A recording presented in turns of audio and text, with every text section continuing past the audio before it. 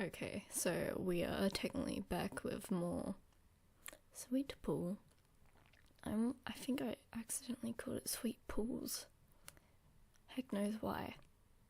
Regardless, I hope I can improve on these videos because the first one was deliberately shitty editing and I wasn't very organized, clearly.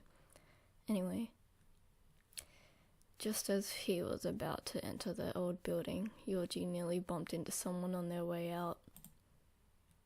Otto. Otto-san. すみません。 Right as the apology left his lips, he heard a slurping sound and looked up.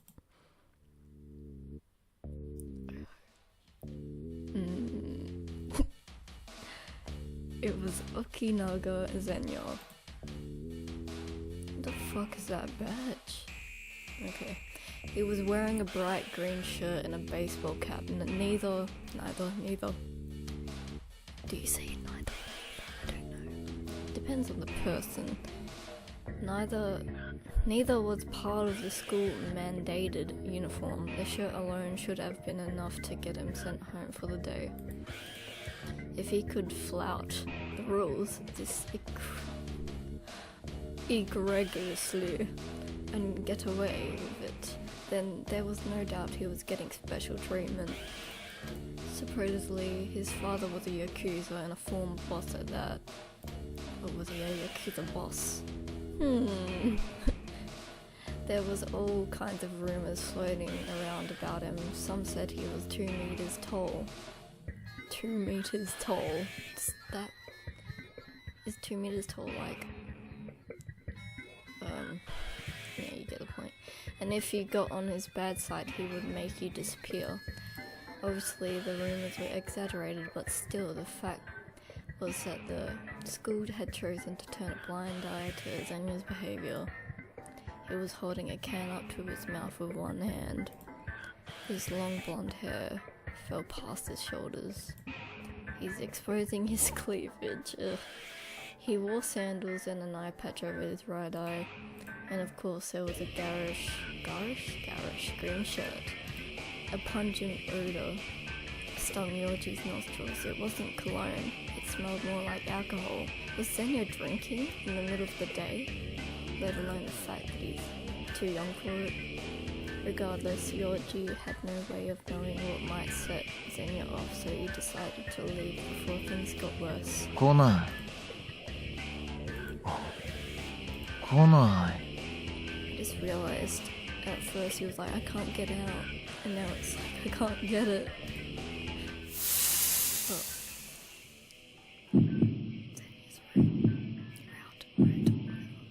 Instinct, reason, impulse, yes. There we go. Get what? Yoji turned back? 来ないんだよ。 This is very suggestive. Zenya was shaking the can upside down over his mouth. Does he have a Buddha necklace? I don't know. But nothing came out. Clearly the can was empty. Couldn't you see that? But just as Yoji was about to walk away, Zenya grabbed his arm. The blonde man pulled him close. Pulled him close, grinning widely. あのさ、君、ぶっ倒れた子でしょ？始業式でバターンってさ、すごい音立てて。He's one of those guys that explain stories like bam, boom, wham, like a comic, yep. あん時さ、痛そうだったよね。顔面打ってなかった？鼻？おでこ？ Don't laugh at my agony, you sadist. ああ、痛いって言えばさ、出てこなくってさ。Without pausing to gauge Yoji's reaction, Zenya kept talking. 缶の底にひっついたプルプルがね。It's one of those drinks. It's like the grass. Yeah, there's a drink called grass. I don't know. It's like jelly. The label on the can read with real coconut gel. For a moment, Zenya's pale fingers resembled the coils of a snake wrapped around its prey. でね、ちょっとお願いなんだけど。Yoji tried to wrench his arm free, but it was like Zenya's hand was glued to his skin. お願いがあるんだけど。He repeated his words in the same vapid tone, and Yoji turned to look at him. He was grinning from ear to ear, but the light in his eye was cold. 持ってないかな。Zenya lowered the can from his mouth and stuck out his tongue. Oh god. Well, it's fucked up now. Good job, dude. Zenya's mouth was a sea of red, his tongue wet with saliva and blood. Yoji could make out over a dozen tiny cuts. 頑張ったんだけどね。全然取れないの。鉄の味ばっかりするんだよね。Yeah, obviously metallic, like blood is metallic, jeez. Flicking his tongue in and out, Zenya guffed? Whatever that word is, and shrugged his shoulders. Yoji could only stare as he struggled to process what he was seeing. だからさ、ねえ、持ってないかな。After a beat, Zenya opened his mouth cartoonishly wide. 絆創膏、ちょうだい。A band-aid ain't gonna fucking stick to your tongue, mate. There was no point wasting another second here.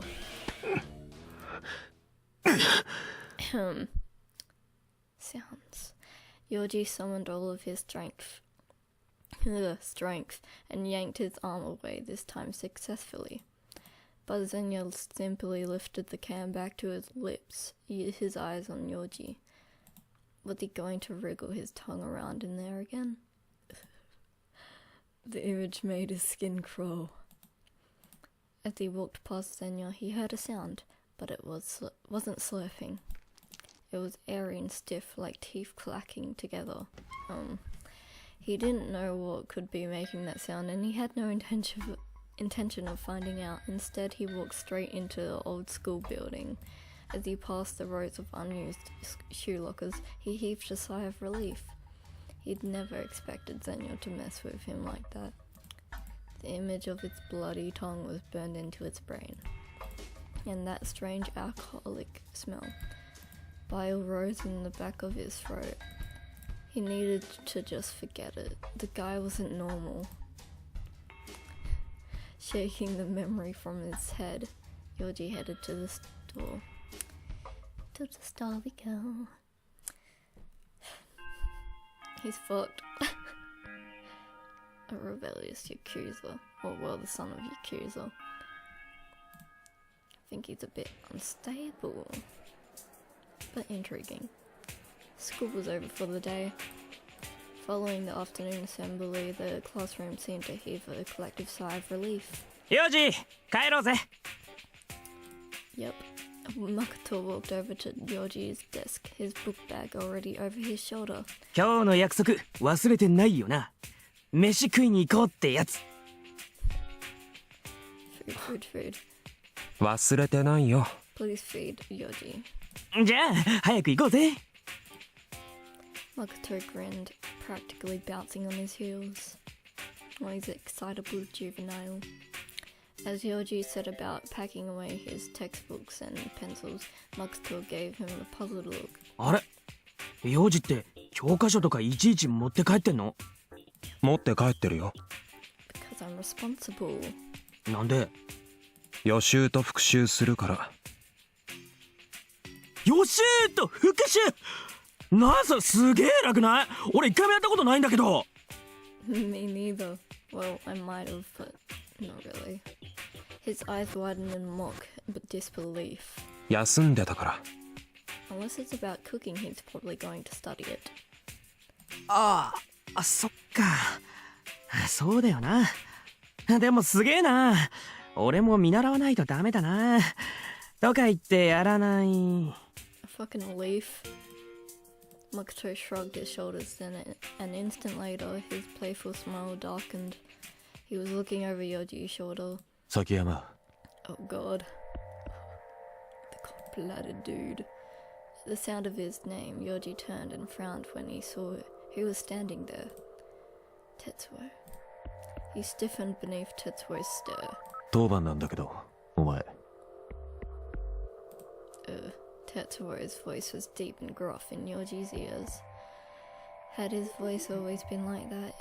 It was a tense moment, but all Yoji felt was surprise. It felt like he was hearing Tetsuo's voice for the first time, even though that couldn't be true. 当番って。掃除当番。昨日から。Then it finally hit him, and he remembered that he was on cleaning duty this week. After being out sick for so long, he'd forgotten many of the little details of school life that most students took for granted. And now he'd my pronunciation skills are shit. I need to go back to Carolee. And now he'd inadvertently neglected his duties. Guilt washed over him, and he cursed himself for not being more careful. He knew it wasn't his fault. He'd been sick, but every time something like this happened, it only served to widen the gap between him and everyone else. So why had Tetsuo gone to the trouble of reminding him? After a moment of thought, it dawned on him. Cleaning duties were always assigned in alphabetical order. Smart. Sakayama Yoji, Shiranuma Tetsuo. Well, fuck. It's fate. They were on cleaning duty together. ああ、そっか。幼児、今週の当番だったのか。じゃあ俺、適当に待ってるわ。His chipper mood suddenly gone, Makoto turned and stalked out of the classroom. Yoji was left standing there with Tetsuo. The situation was exceedingly awkward. お前は、俺とゴミの担当だから。I am Yaoi Trash. Take me in, buddy. Without another word, Tetsuo headed to the garbage bins in the corner of the classroom. Reluctantly, Yoji followed after him. The other students on cleaning duty were dusting and mopping with looks on their faces that said they'd rather be doing literally anything else. Some of them had given up entirely, and we are now chatting instead. Tetsuo stopped in front of the bins, then leaned forward slightly to scan the contents. The trash was sorted in two categories, burnables and non-burnables. Trash duty involved sifting through the garbage to ensure that everything was sorted correctly. Supposedly, the school had received complaints from the city for not keeping its trash separated. Trash. I can pronounce words, mate. Trash separated. And ever since, they'd been cracking down. It was the end of the day and the cans were nearly overflowing. Tetsuo was checking the non-burnables, so Yoji started on the burnables bin. For the most part, everything seemed to be sorted correctly, save for the occasional plastic bag that he had to untie and check. The only sound between them was that of rustling plastic. They had nothing to say to each other. Meanwhile, cheerful voices trickled into the room through the open doors and windows. 誰だよ、これ。 That's one deep-ass voice. Out of nowhere, Tetsuo's low growl broke the silence. He's got his arm to the wall. His, it's not Sekaiichi Hatsukoi, Junjo Romantica. They always slam the wall, like, aggressively. It's amusing. Yoji looked up to find him holding a plastic bag in one hand. Inside was a half-eaten to-go meal. It's you, isn't it? The moment he realized who it belonged to, he found himself wishing he could sink through the floor.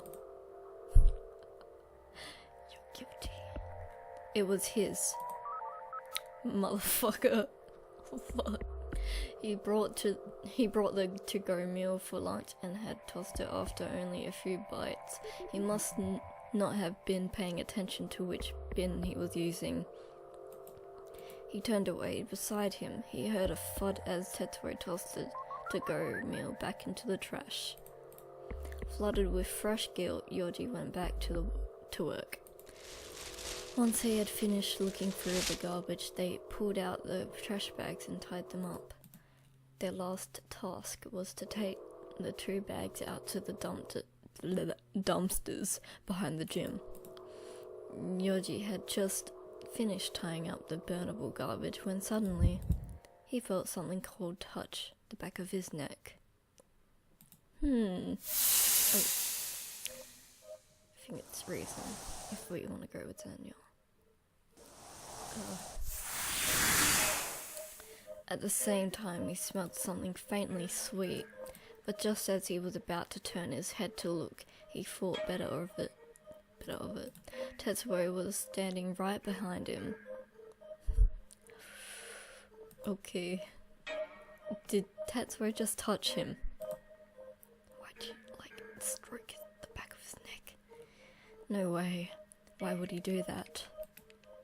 Unnerved, Yoji quickly left the classroom. Yoji, mateo! Jesus. Mateo. At the sound of his name, Yoji looked back to find Makoto standing with a group of students near the door. As they made eye contact, Makoto walked up to him. あとはそれ捨てて終わりだろ。付き合うよ。As he spoke, Makoto shot a glance in Tetsuo's direction. He was busy tying up the non-burnable garbage. ヨジ、大丈夫か？何が？いや。Makoto quickly put on his usual cheery smile. さ、行こうぜ。Okay, Tachibana. Securing a firm hold on his garbage bag, Yoji left the classroom with Makoto. Together they walked out of the front entrance and headed for the gym. ああ、いるよりもだいぶ涼しいな。Makoto closed his eyes, enjoying the slight chill of late afternoon. Meanwhile, Yoji heaved a breath, relieved to have left Tetsuo behind. The two of them walked along the walls of the gym until they arrived at the back, where 2 large metal dumpsters came into view. Like the garbage cans, the dumpsters were also split into burnables and non-burnables. Yoji opened the one marked for burnables and pushed his trash bag inside. よし、ゴミ捨て完了。Dunzo. Makoto stretched his arms wide as if the effort had all been his. さあ、早いとこ帰ろうぜ。俺もう腹減りすぎて死にそう。He got quite the appetite. 教室によってカバン取ってくる。了解。Makoto laced his fingers behind his head as they headed back the way they'd come. さっきさ、なんつうか、ヨジ、なんか怒ってるように見えたけど。別に。そっか、ならいいんだけどさ。His encounter with Tetsuo, it was nothing, no big deal. No big deal, he just touched the back of my neck for no fucking reason. But there was one thing that lingered on his mind. That faint sweet scent. The smell was familiar and yet he couldn't place it, no matter how hard he tried. Before he knew it, they were back at the entrance. 待ってるからカバン取ってこいよ。今日はあれ食うぞ。オメガミートバーガー。The way you said that. Omega burger. Makoto leaned against the door, mouth watering. Yoji had seen commercials for the Omega burger before. The thing was absolutely enormous. But it's the Omega. What about the Alpha? What would that be like? すぐ戻る。ヨジも食えよ。オメガミートバーガー。ヨジも食えよ。オメガミートバーガー。Burger. それは無理かな。チェ After one last exchange, Yoji headed to the classroom to retrieve his book bag. When he arrived, Tetsuo was nowhere to be found. Cleanup was over and a few students were standing around chatting. Feeling a tiny glimmer of relief, Yoji grabbed his bag and headed back to the shoe lockers, where Makoto was waiting. After changing into their outdoor shoes, the two left their school, room, There's multiple rooms. As they headed to the school gates, not the gates, Yoji noticed a car parked just outside. It was the same black car from yesterday. A certain Okinaga Zenyo sprang to mind. The driver was standing next to the car. いつもなんつうかすげえよな。 Makoto scowled, his tone dripping with sarcasm. As they drew nearer to the gates, the man's features became clear. God damn. Me and my taste in old men. I'm just joking. He looked to be somewhere in his 30s. Is that a big scar? Damn, bro. You've been through a lot of shit. He was wearing a suit with no tie and for some reason a single leather glove on his left hand. For some reason. With his pointed chin, dark sunglasses and the raised scars all over his face, the man gave off a particular aura. You could tell he wasn't a regular guy, obviously. The man took out a pack of cigarettes, put one between his lips and lit it with a metal lighter. A curl of tobacco smoke rose into the sky as he exhaled a wispy cloud. The other students heading home gave him and his car a wide berth, but he didn't seem to notice. とっとと行こうぜ。また沖永が来て暴れ出すかもしれないしな。 Makoto had a disgusted look on his face. He must have been thinking about what had happened yesterday. The driver was even more intimidating up close. And yet there was something peculiar about the way he stood there like a loyal soldier who would never leave his post. The man glanced in their direction. Behind the sunglasses, his piercing gaze was reminiscent of a bird of prey. Kawaii. Makoto's voice was barely a whisper. Once they made it past him, the tension eased. さあ、来るぞ! As if to shake off any lingering fear, Makoto raised his hands over his head, grinning. Smiling slightly at this childlike display, Yoji followed Makoto to the train station. The station square was overflowing with housewives on the rounds and students heading home for the day.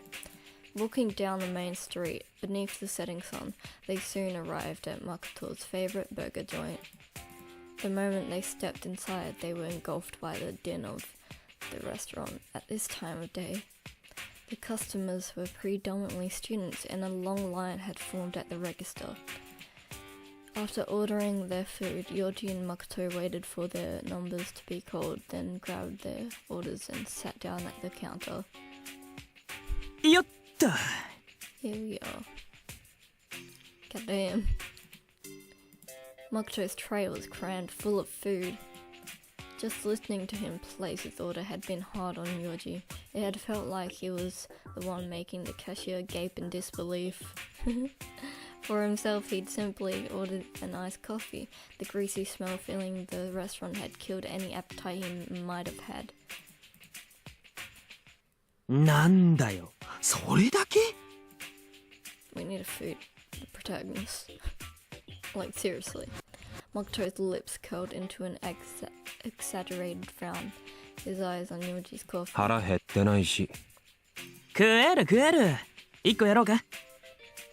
That's awfully generous and courteous. That's the same fucking word. Oh my god.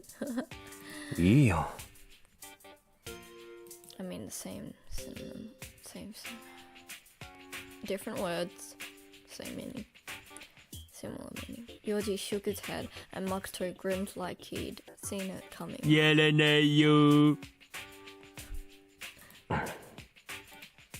Yoji resisted the urge to roll his eyes. Man, I'm so emo. Goofy though they were,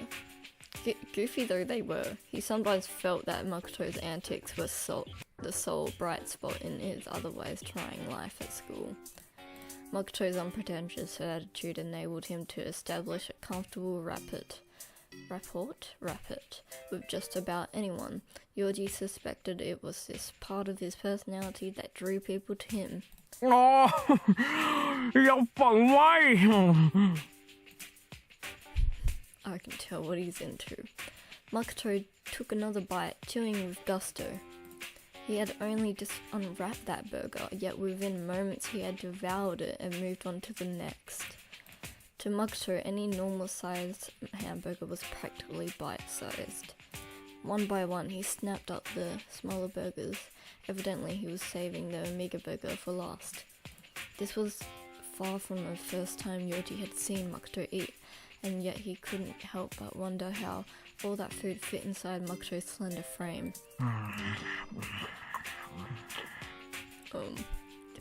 Discomfort.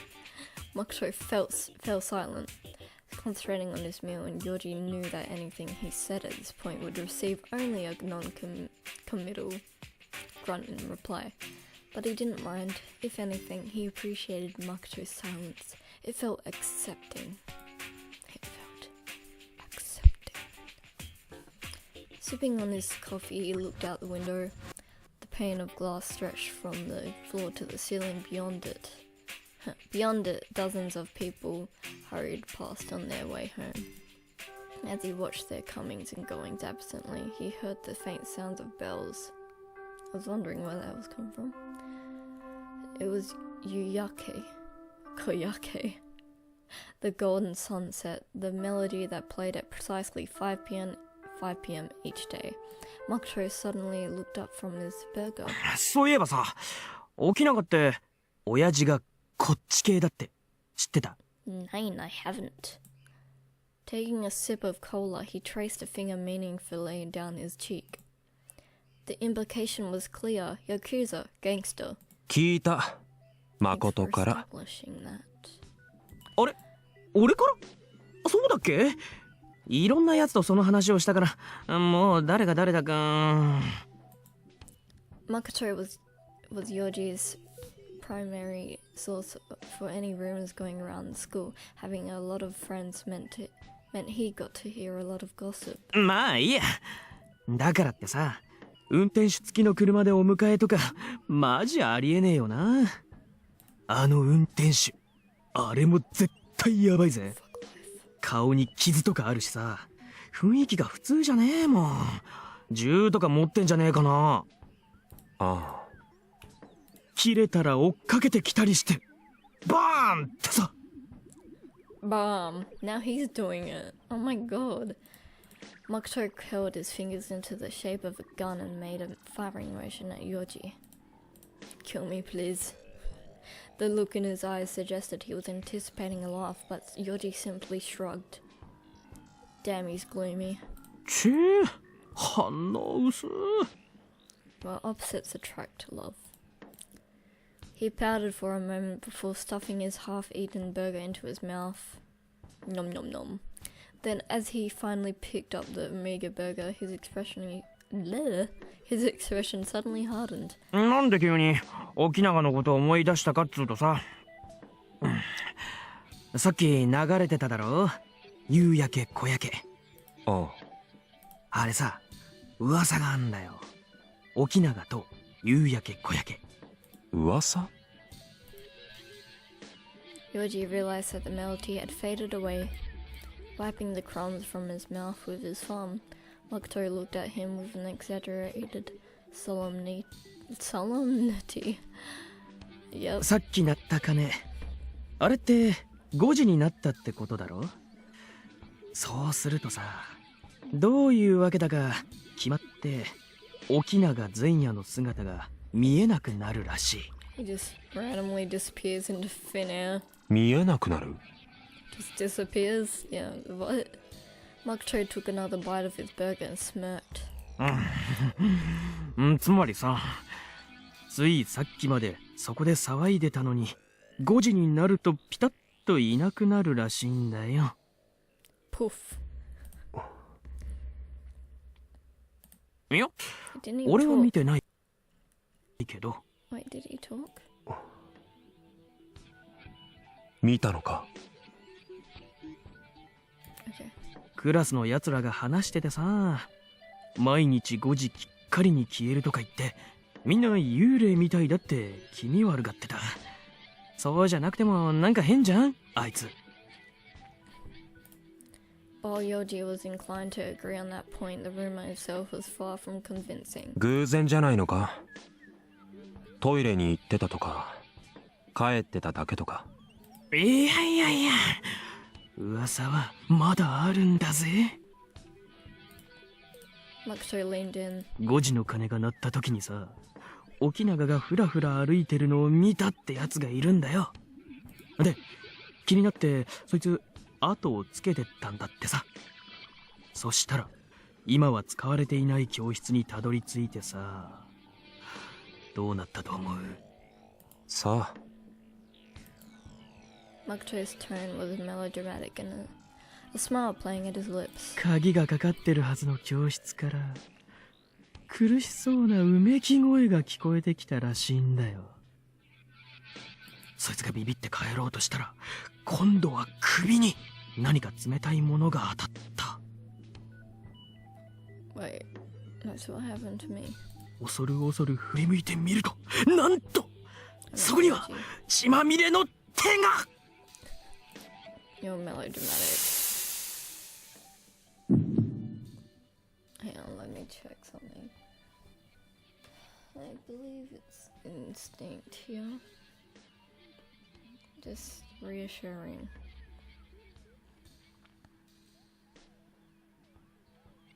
Wow, why did the window suddenly disappear? Let me pause. Okay, it's instinct. Yep. Sometimes it obligates me to click twice. それと沖永と何か関係があるのか？ Smash. Hulk smash. Yoji interjected, his tone mildly annoyed, and Makoto smiled sheepishly, scratching his head. いや、まあそれが沖永の消える時間と重なってたっていうな。No. Just like that, the story lost all credibility.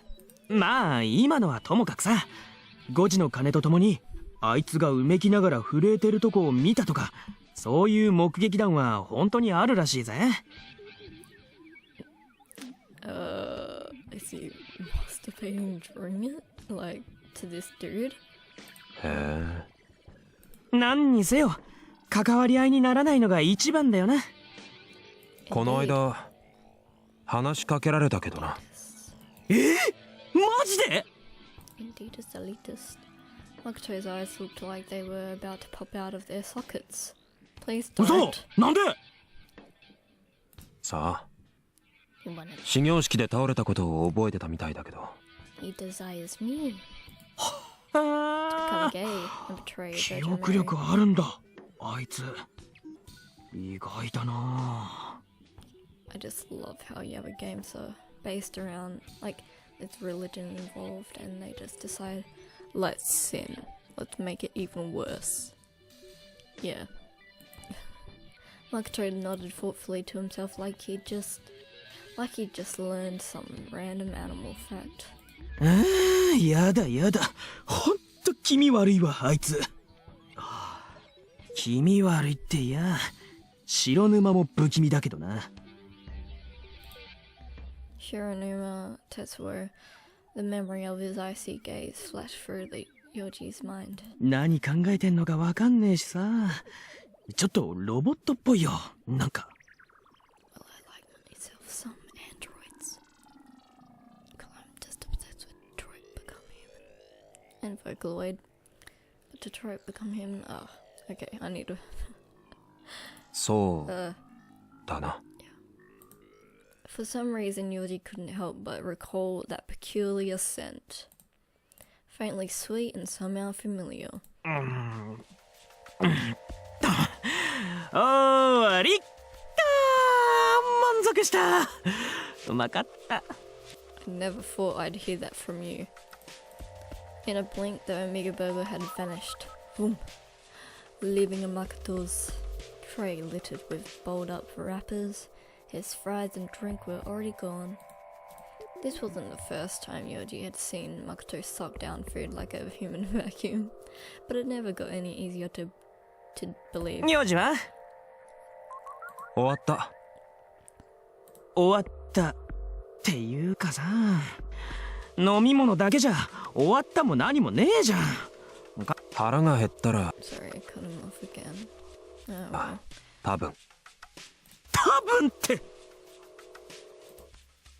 With a sigh, Makoto got up to carry his tray to the garbage can, shaking his head in disbelief all the while. もう本当に幼児ってなんかこう風が吹いたらどっか飛んでっちゃいそうだよな。People tell me this. But geez.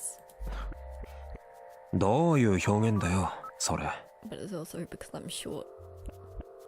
5'2", borderline 5'3", or 5'3". そのまんまだよ。支えてやるやつがいないとふわふわってその辺漂ってさ、食いたくないからいいかな、眠くないからいいかなみたいな。そうかな。Did everyone see him that way? 当たってるだろ。だからこうやって飯とか誘ってるわけ。せめて俺といる時くらいなんか食いなよ。 I'm sure you would like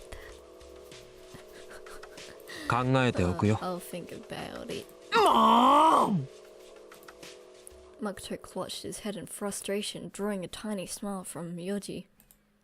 Beyond the window, shades of scarlet painted the sky as the sun lingered on the horizon. ああ、俺新しいスニーカー欲しいんだよな。買ってこうかな。 I like how Yoji just smiled when he was in, like, he was irritated and he was just sadistically amused, like, yeah. Suddenly, Makoto turned away, lost in thought. それ、新品じゃないのか？ Yoji looked down at Makoto's sneakers. They were almost perfectly clean, not a frayed shoelace in sight. そうなんだけどさ、また欲しいの見つけちゃってさ、バイト増やそっかな。 You're very diligent. 増やせるのか？いや、無理。もういっぱいいっぱい。でも欲しいんだよな。買えるの来月か。ヨウジ、買ってくんない？無理。サクター。 Moody. 嘘嘘、冗談だって。 I cut him off again. 無理。 Moody. Together, Yoji and Makoto left the crowded restaurant, their banter as light as their wallets. Oof. Relatable. I mean, at the moment. Have a good night. お疲れ様でした。Fuck me. I keep skipping it like a fucking idiot. My inner Bogan's coming out. After changing into his street clothes, Yoji stepped out of the back room and waved goodbye to the co-worker who had taken over the register. Then he walked out of the convenience store and into the stillness of the night. Yoji had started working there part-time as a means to cover his living expenses. Usually he would head over right after school, then work until about 10 o'clock at night. The manager, with a little overbearing at times, had always been considerate of Yoji's condition. No matter how many times Yoji called in sick, he always let it slide. Yoji was quite grateful for this, so he decided to keep working there until he graduated from the academy.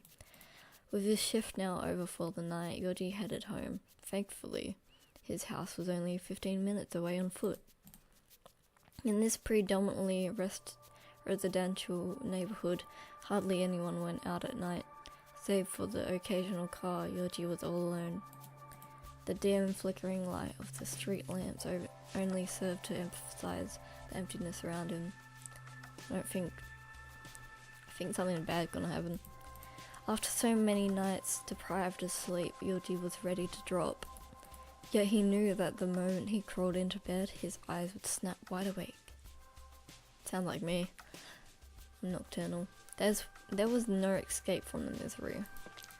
His eyes tapped softly on the well-worn pavement as he passed slowly beneath the lights. My voice... Ugh. Suddenly, through the haze of drowsiness, he sensed a presence behind him. A ghost, a phantom. It's a phantom. He couldn't hear their footsteps, but they were there. He was certain of it.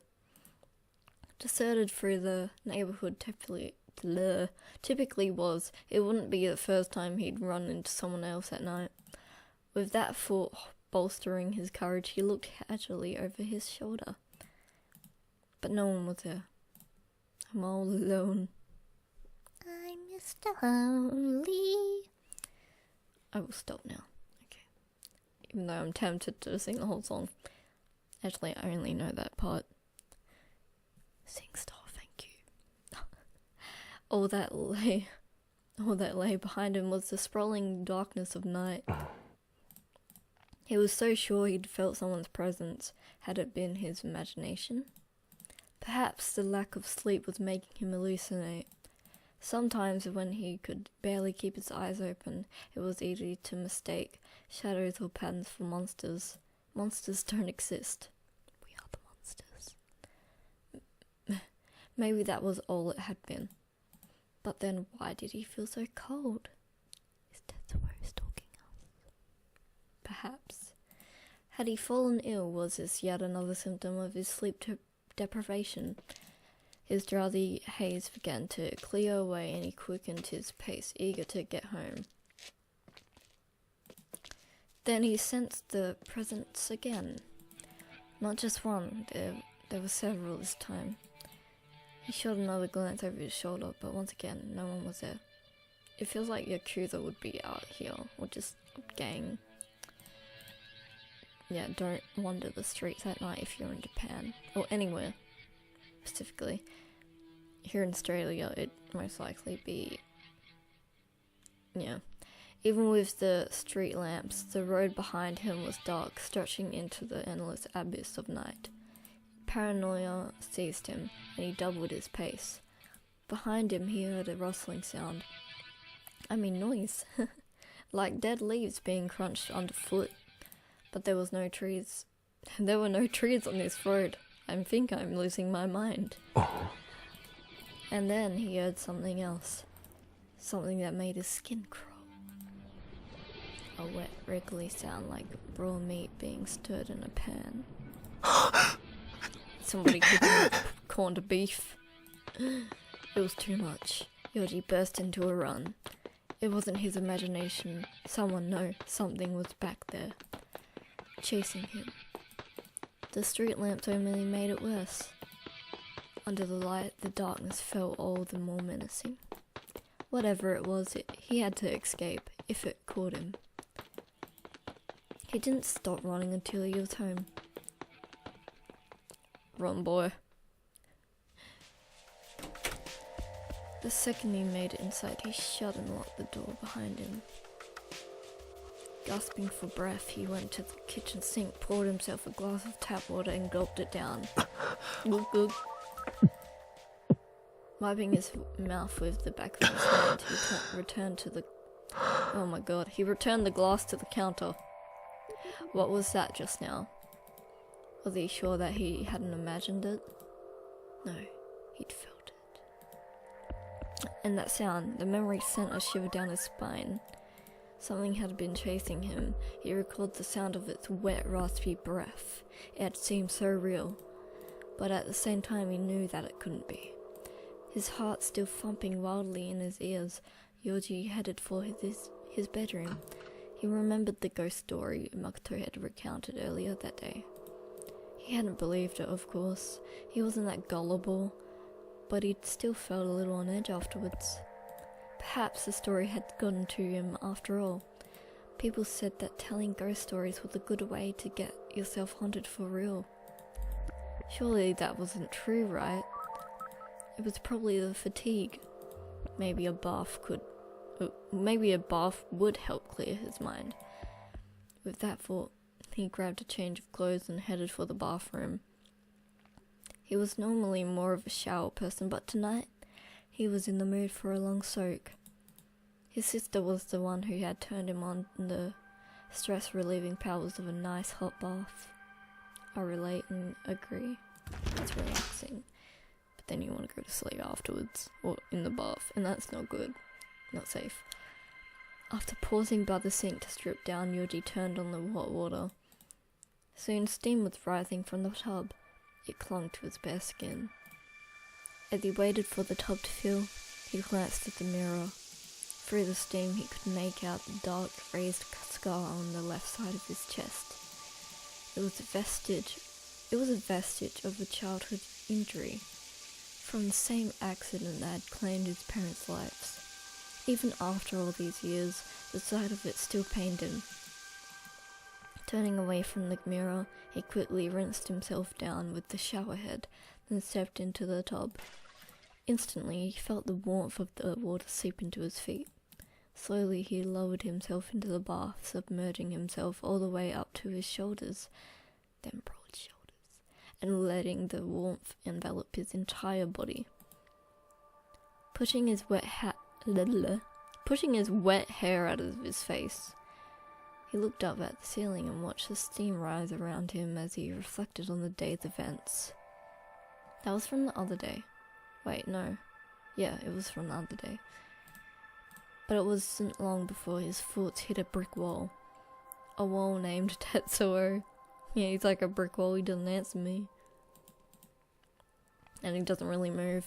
That afternoon, Yoji and Tetsuo had been on trash duty together. Aside from the incident with the to-go meal, everything had gone as smoothly as could be expected. But then, as Yoji was tying up the trash bag, something had touched him from behind. He put a hand to his neck. At the time, he dismissed the possibility, but there was no other explanation. Tetsuo had touched him there. But why? Just then, he felt something strange on his neck. I was gonna say he was overthinking it. Something slimy and slippery. Oh no. Obviously, he expected his body to be wet, but this was different. He pulled his hand away from his neck and looked at his fingers. His breath caught in his throat. A red viscous substance clung to his fingertips. Blood. The memory of that touch flashed through his mind again. He'd been wondering why Tetsuo would touch him out of the blue like that. Could it be? Had Tetsuo seen the blood? His mind reeled, his pulse quickened, as his breathing grew ragged. A tingling sensation spread through his hands and feet.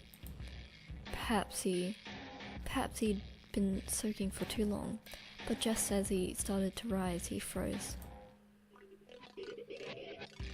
The water was red. Blood red. It was dramatic. His body was burning hot. He squeezed his eyes shut, unwilling to believe what he was seeing. Reason. No. Pushing the thought away, he opened his eyes. The sea of red had vanished. Yeah, listen to reason and rationality. Everything was back to normal. Had it been just a trick of the light, a glitch in his sleep-deprived mind? Unable to think straight, Yoji climbed out of the tub, but the instant he stepped onto the tile, his vision dimmed and he lost his balance, collapsing against the wall. Stumbling out of the bathroom on unsteady legs, Yoji grabbed his towel and dried himself off. Why had the bathwater looked so red? Was he sure that it hadn't been real? It couldn't have. Timidly, he peered back through the bathroom door. Sure enough, the water was clear. All in all, it had been a long and exceptionally bizarre day.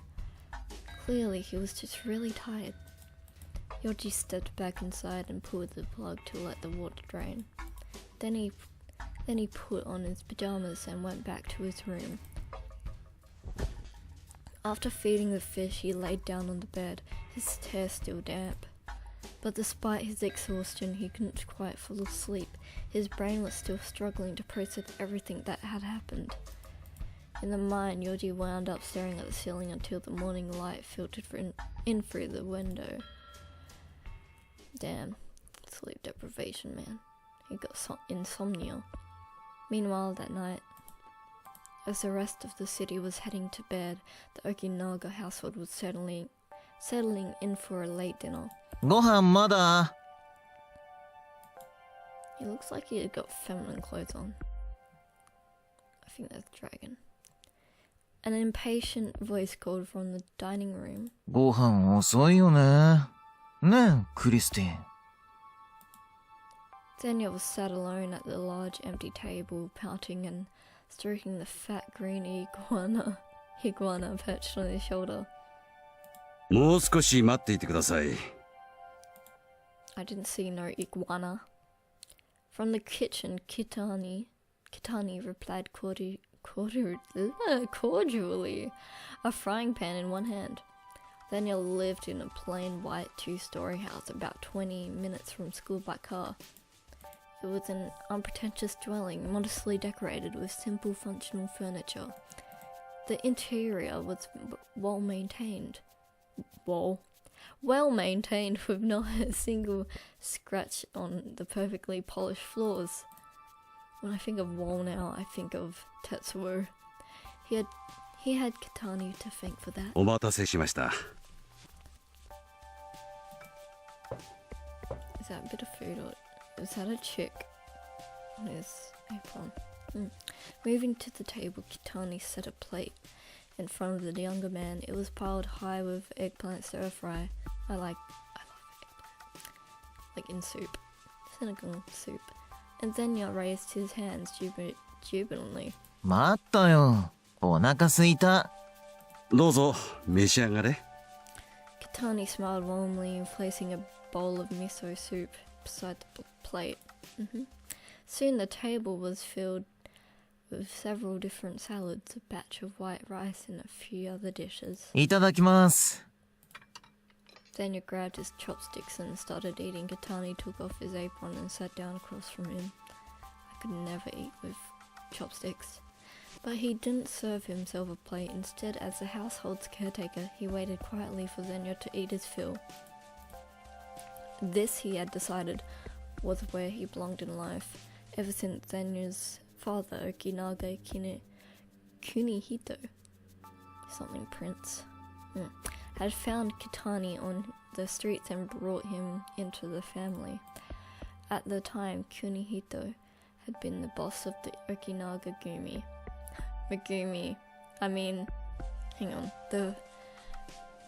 the well-known Yakuza group.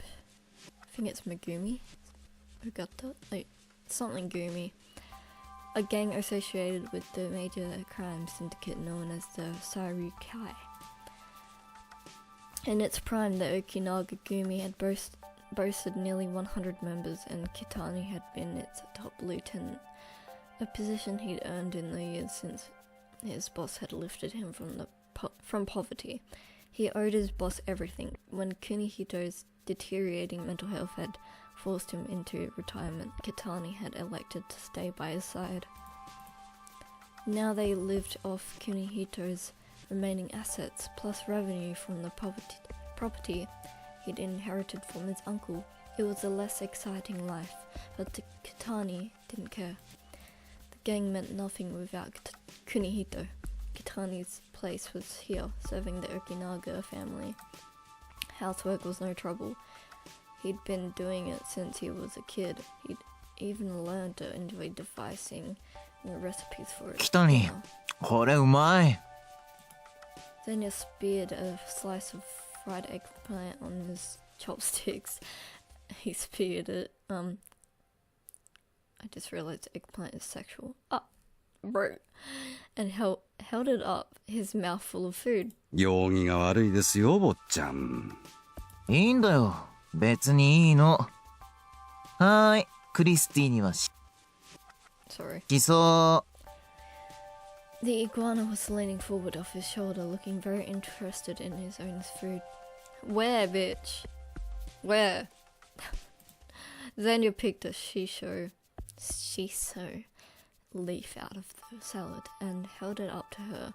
Christy opened her mouth wide and snapped the leaf up. う。おいしいね。まったく。 Kitani sighed, smiling in spite of himself. Zenyo could be so innocent when he was in a good mood. It warmed his heart to see. ご飯おかわりはいりますか？半分だけね。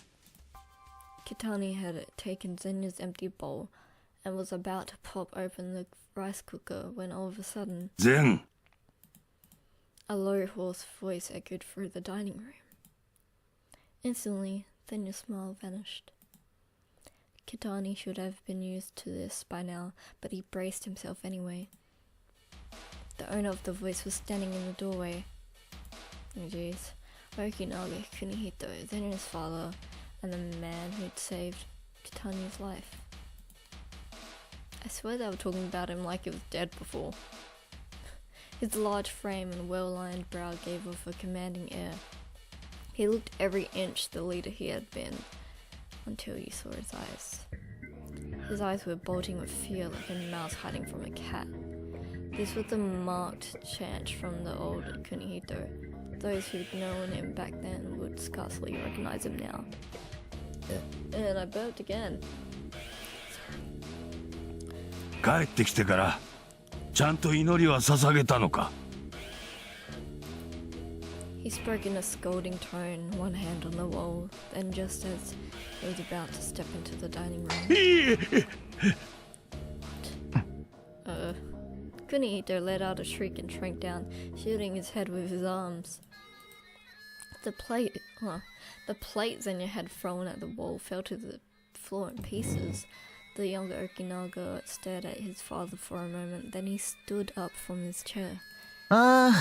お腹いっぱい。 Was a bit belligerent. He stretched, patted Christy, and left the table as if nothing had happened. Meanwhile, Kunihito had curled into a bowl.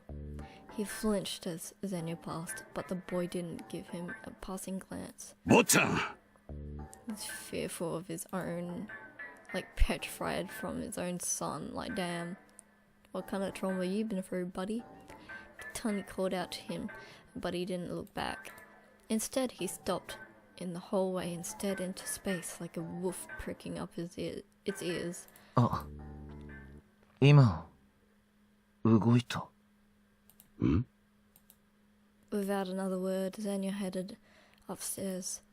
Kitani sighed. This was becoming a regular occurrence. Zenya despised his father and would lash out at him every time they crossed paths.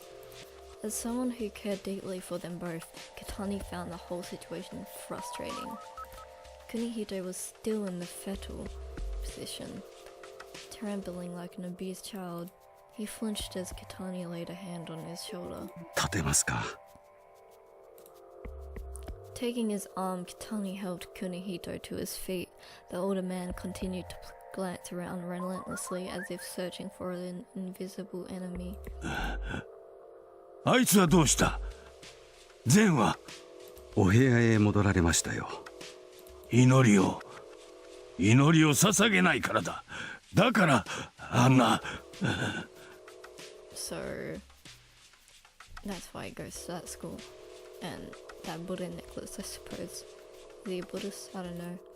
Clinging to Kitani's shoulder, Kunihito shot a desperate glare down the hallway. Kitani gently rubbed his back, hoping to calm him down. 後で伝えておきます。お部屋に戻りましょうか。薬も飲まなければ。水を持っていきますから。祈りを。さもなくは怒りが。Evidently this lucid interval was over. Kitani guided his master down the hall, stroking his back all the while. どうか怒りをお鎮めください。 Calm down. 怒りを。 Jeez. Led by his right-hand man. Right-hand man. The once feared gangster devolved into a incoherent babbling. His screams echoed impotently off the white walls. Making me think of that White Walls song. Pretty good, man. The next day, Yoji headed to school, his mind still fuzzy from lack of sleep. He hadn't gotten much rest the night before. Every time he'd closed his eyes, he'd thought about that blood-red bath water and the creepy sounds he'd heard on the walk home. By the time he'd finally fallen asleep, it was light out. Unsurprisingly, when the alarm had woken him up for a few hours later, he'd felt like garbage. 'Cause I am garbage, I'm trash. Sorry. Thankfully, he'd managed to survive his morning classes and get through lunch. Now he just had to make it through the afternoon. さあ、授業を始めるぞ。 The religious studies teacher walked in right as the bell rang, signaling the start of fifth period. During class, each student took turns reading from the Bible as they were called on, but Yoji having trouble following along, he tried to focus, but the words wouldn't stick in his brain. It didn't help that he was already behind in class, but no matter how hard he tried to concentrate, he kept zoning out. つまり、キリスト教には三大宗派と呼ばれる教派がある。他にも様々な教派があって、これらは異端と呼ばれることもあるが、聖書の解釈が少しずつ異なることで分派していったというわけだな。The teacher set down his chalk, dusted his hands off, and moved in front of the lectern. 明治期以降、この辺りにも異端と呼ばれる大きな教派が生まれたそうだ。これはカルト的なもので、後に糾弾されて事実上解散したそうだがな。まあ、日本人は宗教的観念が薄い民族だと言われているが、みんなはどうだ？神を信じるか？ Nope. This question was met with hesitation and harsh giggles, a perfectly normal reaction. The students simply weren't that pious. Whatever that これは means. 先生の個人的な意見だが、信仰を強要することは全くの無意味だと思ってる。信じる人間もいれば、信じない人間もいる。人の数だけ心があるからな。十人十色だ。すべての人間に信仰心を与えるような宗教なんかあるわけがない。When it comes to religion, I will respect all religions except, well, I don't know all the terms of every religion. Regardless, I would prefer Buddhism. But I don't have a religion, I just theorize about life and death and all that. It's interesting, but there's no definite answer. And whatever God is, I suppose people rely on it just so they can benefit themselves. Whatever does you any good. 一人一人が自然と神を信じるようになったとき、その時こそ信仰の始まりだと思ってる。神は信じる者も信じない者も皆平等に見ていてくださる。意識しなくてもみんなの心の中にいるんだ。I'd rather rely on myself than a god who I can't see. The students looked on dubiously as the teacher finished his sermon. Meanwhile, Yoji's mind began to wander. He asked himself, does God truly exist? Don't know, man. He couldn't say one way or the other. Either way, it didn't really matter to him. If believing in God helped other people feel better, he wouldn't try to stop them. Exactly. Concisely. Perhaps the question of whether God was real wasn't all that important to begin with. Did thinking like this make him a non-believer? This was all way over his head. Anyway, he had a feeling his outlook was fairly common. Lol. At least he was pretty sure most of the class could agree with him. His gaze wandered around the room, and landed on Tetsuo. What about him? How would he answer if asked about God? Wait. Was he speculating about Tetsuo of all people? He needed to concentrate on the lesson. Returning his gaze to his Bible, he spent the rest of fifth period pretending to read along.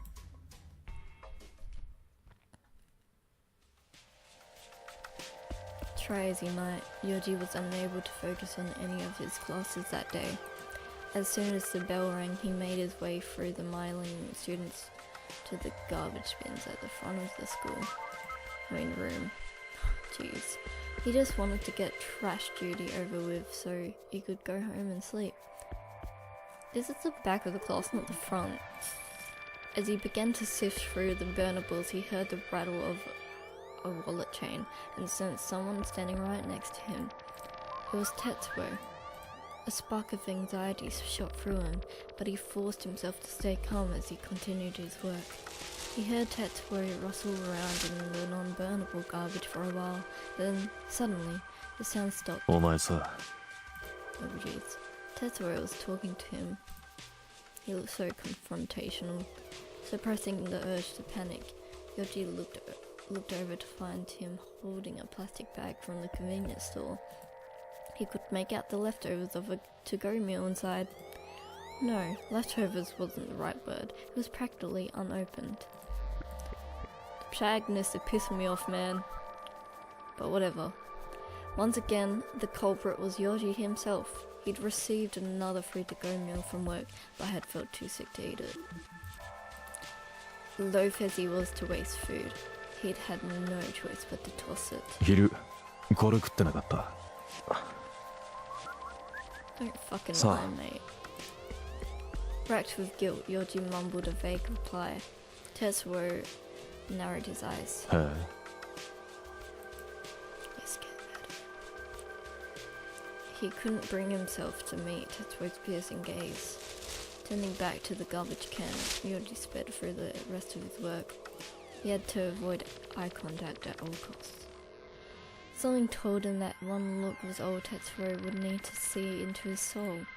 Discomfort slowly built in his chest. By the time he had finished checking the trash, he could hardly breathe. Unable to bear it a second longer, he pulled the bag out of the bin, tied it up, and hurried out of the classroom. As he left the main building, Yoji heaved a sigh of relief.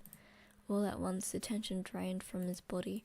He just couldn't handle being around Tetsuo. The man was so intimidating. Even now, all the way behind the school, he could still feel Tetsuo's eyes on him somehow. That piercing gaze, boring into the back of his head. All of a sudden, he recalled Tetsuo's touch on his neck. Unconsciously, he traced the spot with his fingers. This evoked another memory of the crimson bathwater. He had blood on his fingers last night in the bath. Had he hallucinated that part too? Why had Tetsuo touched him yesterday? Why are we so schizophrenic and overthinking? Had he just been messing around? Or had he seen something that sparked his curiosity? After riding this train of thought in circles for a while, Yoji gave up. No amount of speculation was going to give him the answer. The fastest way would be to ask Tetsuo directly, of course, but he had no idea how to do that. It wasn't the kind of topic one broached casually. As he contemplated this, the twin dumpsters came into view. After stuffing the bag of burnables into its proper container, Yoji turned and walked away. On his way back to the front entrance, he spotted Tetsuo up ahead, walking toward him with his garbage bag in hand. Jeez, we love holding trash around and just dealing with it. Yoji lowered his gaze, determined to avoid eye contact. As they crossed paths, he detected a whiff of that pleasant scent again. But he was far too tense to wonder what it was. As he passed the shoe lockers and headed toward his classroom, it was all Yoji could do not to collapse on the spot. The only thing keeping him going was his desperate desire to go home and rest. Which is what you need, but you also need food. No wonder he has no energy. The next day, Yoji still felt miserable. It seemed he had yet to overcome his exhaustion. From the moment he woke up, he'd felt feverish. Even his heartbeat felt irregular. It was a struggle just getting to school. He'd had occasion to curse his pathetic constitution many times over the course of his life, and today was proving to be yet another.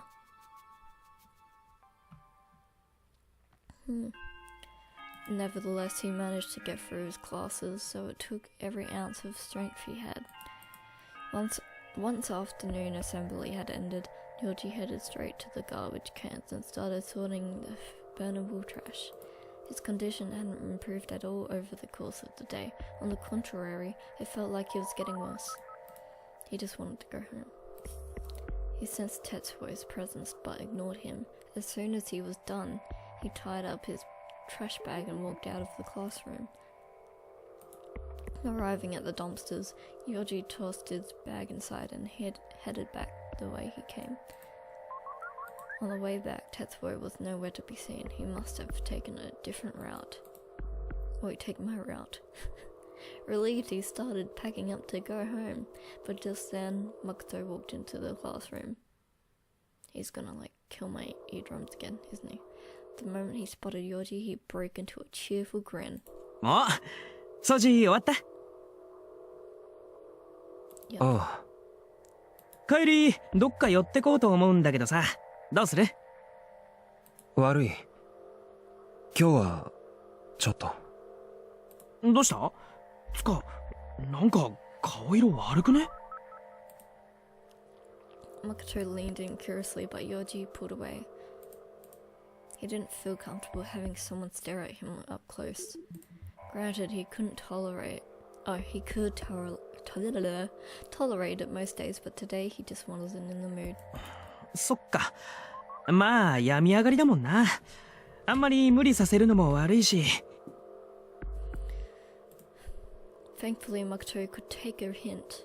He smiled apologetically. それじゃあ、気をつけて。またな。ああ。Makoto waved and headed back to his seat. Feeling a little guilty, Yoji grabbed his book bag and quickly left the room. But just as he stared down the hall to the shoe lockers, the door to the neighboring staff room slid open. お、崎山、ちょっと。 Who dis? Something new. Oh. Hello. I like mayonnaise. Out popped Yoji's homeroom teacher, Kamiya. Kamiya. Oh no. Holding a large beaker with a syringe and a pair of tweezers sticking out of it. His actual personality aside, Kamiya's general appearance gave him a certain air of sloppiness. Tall and bow-legged? With a bit of a stoop. He wore thick spectacles and a dirty lab coat. His age was a mystery. He looks pretty good for his age. I bet it's much older, but I don't know. It's like stone.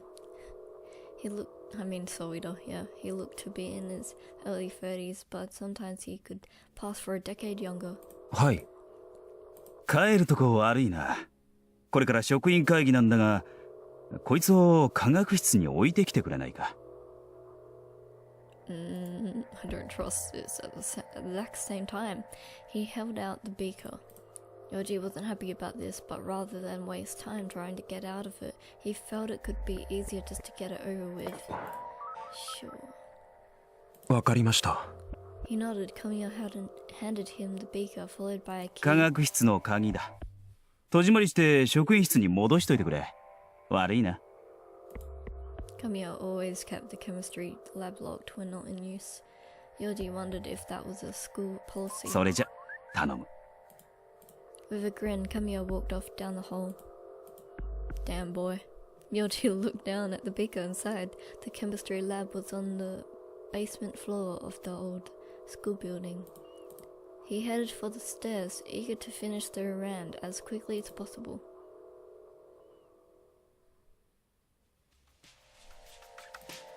The two buildings of the academy were connected via a basement level hallway.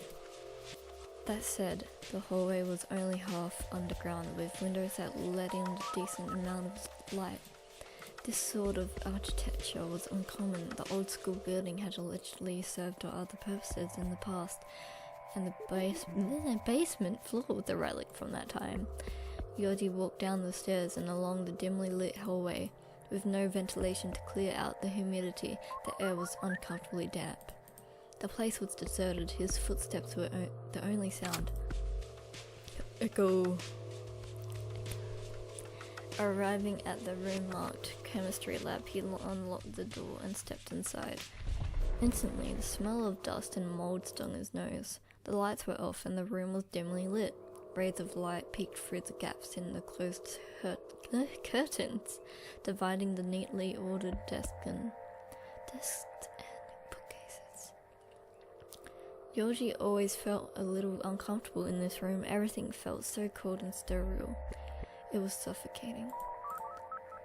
And yet, weirdly enough, today it felt reassuring to be there, like being tucked away in a cozy little nook. Setting the beaker on Kamiya's desk, Yoji turned back toward the door, but something stopped him in his tracks. Somehow he felt reluctant to leave, so instead he turned and pressed his forehead against the wall. It was cool and refreshing against his skin, easing his misery. He let out a long breath. Enjoying the tranquility of the moment, he closed his eyes. Oh no, it's happening again. A wave of intense nausea assaulted him. It was painful, like something was crushing his stomach.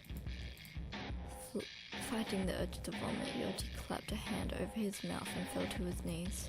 All at once, he was overcome by dizziness and chills, not unlike the symptoms that presaged a fever. He collapsed against the legs of the desk. Had he let his exhaustion catch up with him? No, that wasn't it. This was something else. I feel like all he does is moan. Slowly, the discomfort in his gut began to change. His laboured breathing went up an octave as his heart began to race. He opened his eyes and the vague outlines of the dim classroom came into view. Everything was blurry. His hand slipped from his mouth to his throat as if pulled by an invisible magnet. Earthquake. Whatever this was, it wasn't pain. His body was out of control. As it continued, he felt a strange sensation in his gut and realized the floor beneath him was wet with blood. How did I get blood from that? Worse, strange lumps of something were floating in that blood. Sounds like fucking cancer at this point. Like, jeez. He stood up. The heat in his body had all but vanished. Recalling the liquid, he quickly looked at his feet. But nothing was there. The floor was perfectly dry. Had he mistaken a shadow for something else? As he searched his memory, he looked toward the door. It was open and someone was standing just outside, silhouetted by the light streaming in through the windows. The shadowy figure stepped into the classroom. It took one step, and then another. As it approached, its features came into view. I should leave this at a glance.